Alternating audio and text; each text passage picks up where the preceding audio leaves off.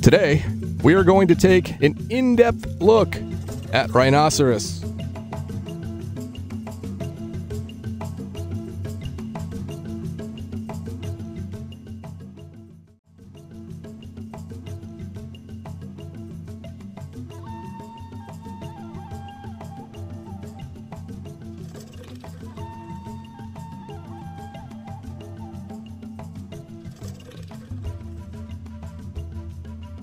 Hi, my name is Terry Wolf. I'm the wildlife director here at Lion Country Safari, and this is Buck, the southern white rhinoceros.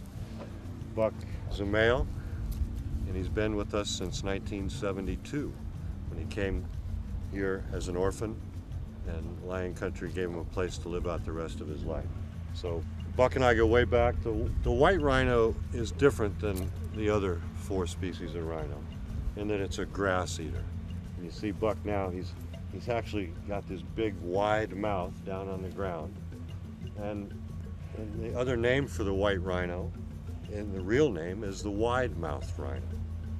In Afrikaans, wide mouth is white moond. And the English-speaking people have picked it up as the color white. But you can see Buck's not white. And the other species of rhino in Africa is known as the black. They're not black. They live in an area where the mud is very black, so when they roll in the mud, they get black. But when it rains, rhinos are pretty much all the same color.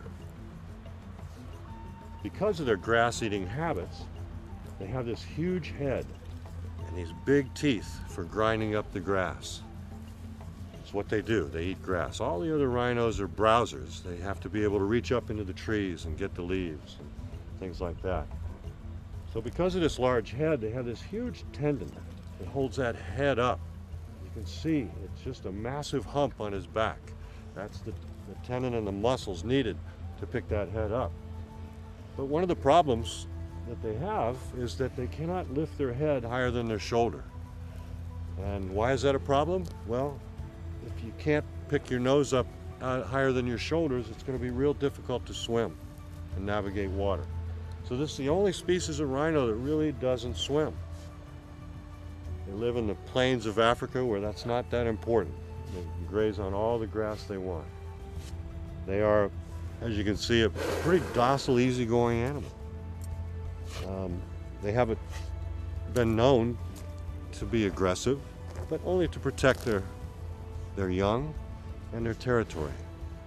Because Buck and I have a long relationship, I know how he feels today. We can stand here, and we have the protection if we want to get behind the rails.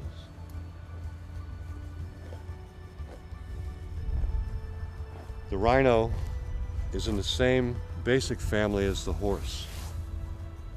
They have one stomach, and they live on grass. They don't chew their cud, but they do walk like a horse too. They have special hearing. He can hear everything I say, whether I'm in front of him or behind him. And they also have a very acute sense of smell. But they don't see very well. Their eyes are very tiny, and where they live in an area with these acacia trees that have thorns that are almost 6 inches long. And because of that, they kind of put their head down and they can plow right through this thorny brush with that plate of armor that they have called their skin. It's over 3 inches thick on the back. Big horn that helps them bust through the trunks of these trees.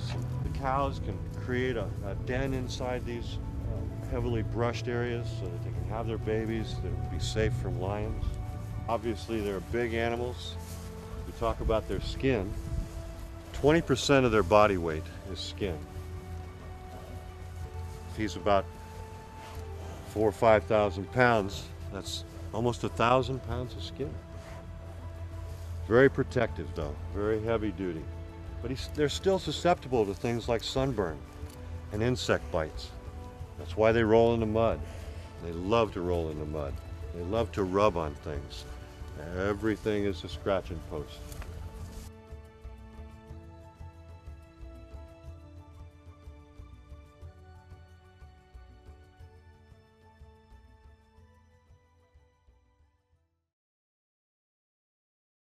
Okay, so we're here at a facility where we keep our rhinos. The rhinos stay here overnight, and before they come out into the preserve, they come through this chute, and keepers give medicine or training to the rhinos before they come out. And that is about to take place now. What is that we're going to see here, Kim? So we're going to do some work with a couple of our rhinos. Every year our rhinos go and they get physicals done, so they need either blood to be taken or they're going to need to receive their vaccinations. So we like to train the animals before we do it so that they're all nice and calm and comfortable when we actually do it. And we have a couple different tools that we'll use that you're going to see me using. When we take blood, we use something that looks like this. And when it's the actual day of the blood draw, instead of having a paper clip, which is what I use for training, it's going to be actually a needle. And the same thing, when we give vaccinations, we use a syringe and it'll have a needle in it, but today we use the paper clip as well. And the paper clip just kind of stimulates the training so they get used to feeling the poke. So these are two of the tools we're going to be using today. So we're just going to work with them on desensitizing them or getting them used to the different sensations or feelings they're going to feel during the actual procedure.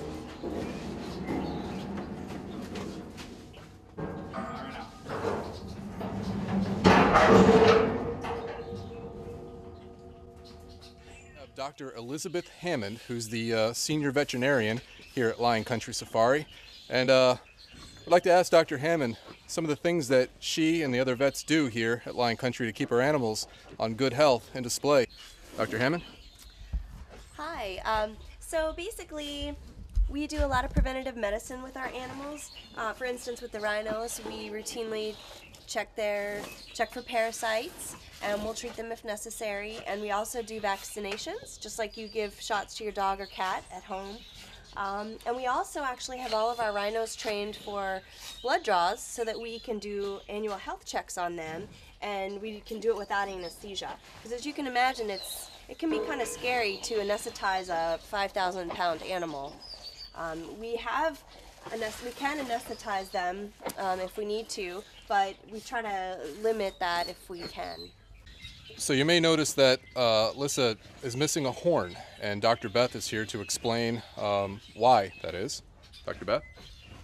All right, so Lissa is a 33-year-old female white rhino, and about a year and a half ago we discovered that she had cancer in her horn.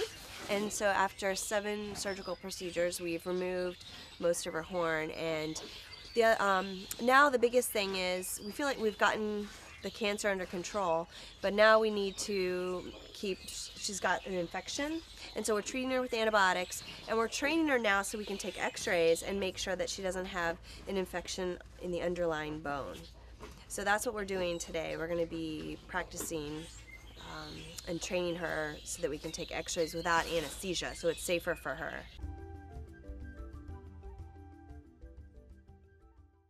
Hello, my name is David Backus, and I'm one of the keepers here at Lion Country Safari. I'd like to talk to you guys about our Bowling for Rhino program. It's part of the American Association of Zookeepers. It's an international a national organization that are made up of zookeepers from across the country. And Bowling for Rhinos is one of our largest fundraisers. Bowling for Rhinos raises money for rhinos in the wild, conserve the rhinos. It's 5 species of rhino. All 5 are endangered. Some of them are critically endangered, with fewer than 30 left in the world.